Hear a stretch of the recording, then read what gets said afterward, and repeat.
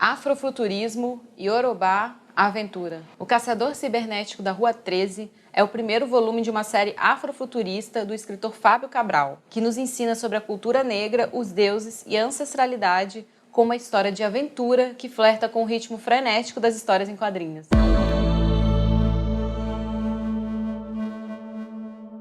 Meu nome é Lívia Corbellari e esse é meu canal de resenhas literárias Livros por Lívia. E hoje eu vou falar do romance O Caçador Cibernético da Rua 13, lançado pela editora Malê em 2017 e escrito pelo carioca Fábio Cabral, que é formado em artes dramáticas e letras. Essa ficção científica, ou melhor, afrofuturista, é o primeiro volume de uma série que tem continuação no livro A Cientista Guerreira do Facão Furioso, também lançado em 2019 pela editora Malê e que eu espero ler em breve, mas nessa resenha nós vamos falar apenas do Caçador Cibernético da Rua 13. Um dos pontos que chamam a atenção nesse livro é que o escritor Fábio Cabral utiliza elementos da mitologia iorubá que se misturam a um cenário de alta tecnologia. Essa é uma das características do afrofuturismo, como é classificado esse livro. O movimento nasceu mais ou menos na década de 60 e tomou força nos anos 90. E agora eu vou ler um trecho de uma matéria da revista Cult de 2018 que entrevista a pesquisadora Kênia Freitas, que fala um pouco mais sobre o movimento e dá alguns exemplos também. O afrofuturismo é um movimento que abrange diversas narrativas de ficção especulativa, aquela que se propõe a especular sobre o futuro ou o passado, sempre da perspectiva negra, tanto africana quanto diaspórica. O afrofuturismo é amplo e abrangente, engloba música, quadrinhos, cinema, moda, artes plásticas e literatura. Atualmente, sua estética é visível, por exemplo, nos clipes futuristas da cantora Janelle Monáe, nas canções cósmicas de Erykah Badu e Outkast, e ainda nas telas de Basquiat, que carregam referências de um passado ancestral com toques contemporâneos. No cinema, temos como representante o longa Pantera Negra. Já no Brasil, as maiores expressões afrofuturistas estão em filmes como Branco Sai e Preto Fica, de 2014, de Ardirley Queiroz, na música do grupo Senzala High Tech, e na ficção científica de Fábio Cabral, autor do Caçador Cibernético da Rua 13, romance que mistura as crenças do candomblé a um planeta tecnológico semelhante ao Wakanda. Eu vou deixar linkado aqui também um vídeo do próprio Fábio Cabral, no qual ele estabelece 4 características fundamentais do afrofuturismo. Voltando ao livro O Caçador Cibernético da Rua 13, Fábio Cabral ele cria um universo fantástico chamado Ketu 3, que é também uma referência a Queto, uma das mais antigas capitais iorubás. Nesse local, Ketu 3, vive um povo melaninado com um visual bem arrojado que transparece nas roupas e nos cabelos coloridos. Esse povo também é usuário de alta tecnologia. Essa cidade também é referenciada como o grande reino do rei caçador dos céus, ou Oded Oxóssi. A cidade é descrita com arranha-céus, carros voadores e é uma nação governada pelas corporações Ibu Alama, chefiada por sacerdotisas empresárias com poderes sobrenaturais. E agora eu vou ler um trecho do livro que descreve a cidade. A Rua 13 era a maior e mais movimentada avenida de Ketu 3, uma linha reta que atravessava todos os 13 círculos concêntricos da metrópole, os 13 setores, e cortava um sem número de avenidas e ruas ao longo do seu percurso. Árvores e plantas de vários tipos ornavam as calçadas do início ao fim. A rolê havia saído do setor 9 da 13, cheio de prédios espelhados e em cujo chão de pedra deslizavam carros losangulares que flutuavam a milímetros do chão. O sol brilhava forte. Ouvia-se blues espiritual e jazz ancestral. Poetisas de soul cantavam novos hits nos telões holográficos. Circulavam pelas calçadas mulheres e homens e gêneros indefinidos, com ternos coloridos, tranças e black powers.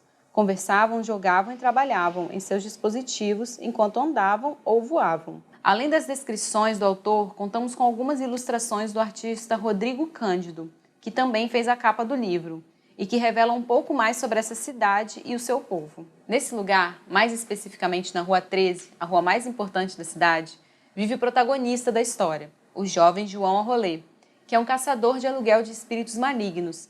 Ele possui implantes cibernéticos, dreads bem compridos e uma tatuagem branca que ocupa todo o seu braço e peito. E como alguns poucos membros dessa sociedade, o João Arrolé é um MEG, ou seja, ele tem poderes sobrenaturais. No seu caso, ele pode se teletransportar. Ele também é filho de Baba Oxóssi, que é um dos fundadores de Ketu 3 e pai espiritual de grande parte dos habitantes. É importante explicar também que a força que move todas as coisas nesse universo vem de uma tecnologia que mistura o metal com o orgânico e é regido pelos espíritos dos antepassados. Essa força se chama tecnologia espiritual e é um dos exemplos da obra onde o novo e o ancestral se misturam. Outra questão interessante é a forma de governo, que pertence às corporações Ibu Alama, que são chefiadas pelo conselho de 13 matriarcas, as grandes CEOs sacerdotisas. João Rolê, a princípio, se mostra como um personagem muito misterioso. Por meio de vozes na sua cabeça e de sonhos, sabemos que ele teve um passado, durante a infância e adolescência, muito conturbado e violento. Aos poucos, a narrativa é atravessada por flashbacks e descobrimos que ele foi separado pelas corporações Ibu Alama da sua família, ainda criança, para fazer parte de um esquadrão de supressão junto com outros jovens superdotados. Nesse esquadrão, ele acaba conhecendo a Nina, que vem a se tornar uma grande amiga e parceira. Nesse período da sua vida, ele recebe um treinamento muito rígido e precisa abdicar do seu sonho de ser astronauta.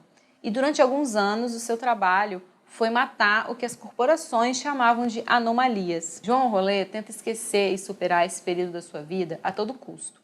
E uma oportunidade de redenção surge quando uma série de assassinatos envolvendo celebridades de Ketu 3 faz com que seu povo precise de um herói para solucionar esses casos. Tudo isso acontece dias antes da grande festa da Libertação Áurea, que é quando o povo do Novo Mundo comemora sua independência dos alienígenas. Uma interpretação que podemos ter dessa passagem, de forma metafórica, é que o Novo Mundo foi um país escravagista, como tantos que temos na nossa história, que sequestrou ou abduziu esses povos do seu mundo original e os escravizou. Mas em certo momento, eles se revoltaram contra os alienígenas e conseguiram tomar o poder e construir um novo mundo baseado nos seus próprios sistemas e cultura. Nesse período de pré-comemorações, também aparece uma menina de mais ou menos uns 14 anos chamada Jamila, que com um poder de força e destruição muito grande e que, por não saber controlá-los, começa a destruir toda a cidade. Essa era um dos tipos de anomalias que o João Rolê costumava exterminar na época do esquadrão. Mas dessa vez, ao lado da sua amiga Nina, ele decide proteger essa menina dos guardas do governo que querem matá-la, porque ele sabe que se ela aprender a controlar esse poder, ela pode canalizar ele para algo muito bom. Todas essas intrigas que o João Rolê se envolve acabam culminando com o seu passado e colocando ele frente a frente com um rival, ainda da época do esquadrão, para resolver de vez questões desse passado nebuloso. Apesar das muitas cenas de ação e de luta bem violentas, o livro também fala muito sobre companheirismo, amizade e amor. E ainda nos apresenta duas personagens femininas muito fortes.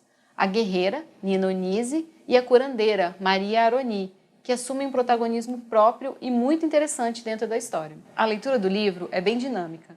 E quando eu li a primeira vez, antes de saber da continuação, achei que ele terminou rápido demais. E eu fiquei com aquela vontade de conhecer mais sobre alguns personagens que não têm a história tão aprofundada. Então eu gostei muito de saber que tem uma continuação, chamada A Cientista Guerreira do Facão Furioso. Então, se vocês conhecem outros livros afrofuturistas, indiquem aqui nos comentários e me falem também se vocês gostaram da minha resenha. Muito obrigada por assistirem até aqui e até o próximo vídeo.